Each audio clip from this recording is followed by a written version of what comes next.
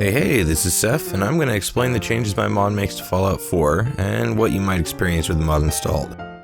Before getting to the meat of things, know that you will absolutely have to start a new game to really experience this mod. You can try playing on an already existing character, but I'm not going to be responsible for the result. So, in addition to longer days, there are a lot of other changes, so I'm going to go over them in groups and then give you a quick visual overview thereafter. Starting out, you're going to immediately notice that you have 32 special points total instead of the 28 in the vanilla game. I felt this change would give you, the player, a bit more flexibility over your starting character. The next thing you might notice is you are a lot more squishy. I altered the HP factoring to both start you with a lower amount and give you less per level. This alone adds a huge degree of challenge to the game.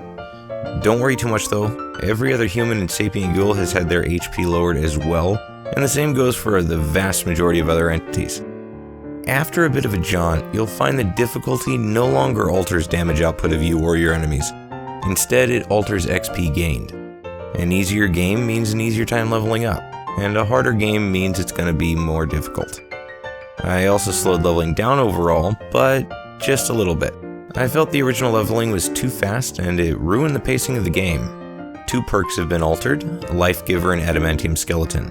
They both have a minimum level for the first rank now, and Life Giver now only gives 10 HP per rank. I did this because both perks just felt overpowered to me, and would have ruined the balance of the mod had I not done so. 3 final things on this front. VATS has been nerfed, so time doesn't slow down as much and you take more damage while aiming in VATS. AP regens faster, but if you sprint until exhausted, there's a 6-second delay before regen even starts. And finally, the overall changes of this mod are aimed to lead to a more thoughtful approach to playing. At least, that's the aim.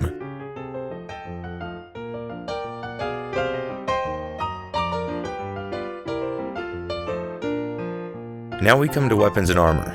The changes here are mostly pretty straightforward. Firearms have their damage altered based on the caliber of ammunition they use, energy weapons have been balanced based on their discrepancy with ballistic weapons in the base game, and miscellaneous ranged weapons have been adjusted similarly to energy weapons. Melee weapons, as a rule of thumb, follow one of 2 rules. A one-handed weapon does 1.5 times its original value in damage, and a two-handed weapon does 2.25 times its vanilla value. I figured since it's harder to get close to an enemy, I wanted there to be a good payoff for those of you that prefer melee. All normal armor or clothing with resistances has had their defensive values multiplied by 1.3. This makes it viable with the new damage ratings, and it also leads to a much more satisfying discrepancy between tiers of armor. And finally, power armor has seen a few major changes. It's extremely durable now, extremely resilient, and gives you a huge boost to carry weight. There's also a massive decrease in fusion core drain. The latter, though, has been adjusted so that everything you do in power armor drains it, just a little bit. But now the fusion core should act a lot more like the lore implies.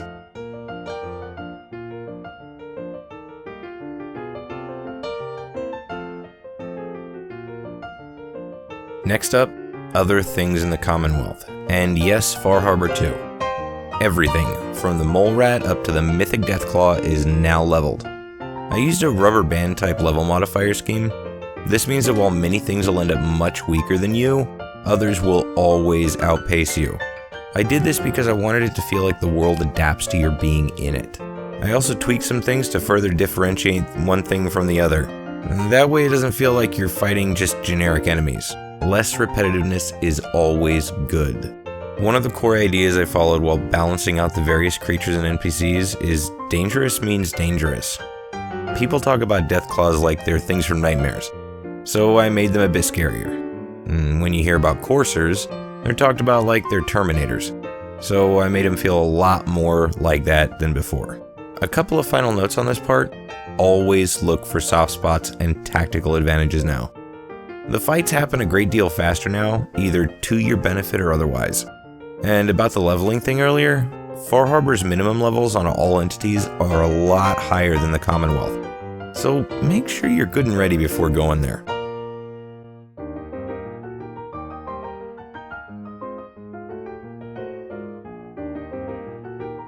This part is pretty straightforward.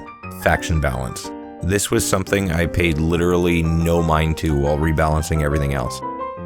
I did this because it only makes sense for there not to really be a balance. You have the boss and the Institute, two technological powerhouses, and then you have the Railroad and the Minutemen, two ragtag underdog groups.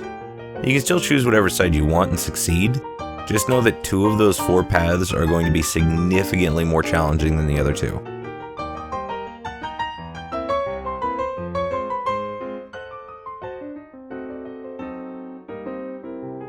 Finally, to sum it all up, every weapon, piece of armor, creature, and NPC has been rebalanced, as well as some of the core game rules. This is only Phase 1 though. There are a few phases planned, but for now I'll only mention the next 2. Phase 2 will be rebalancing and bug fixing based on your feedback. Phase 3 is going to be adding in new backend systems and content to further enrich the game, such as ambient story, maybe even new voice work for existing unique raiders and the like. All in all, I hope you enjoy.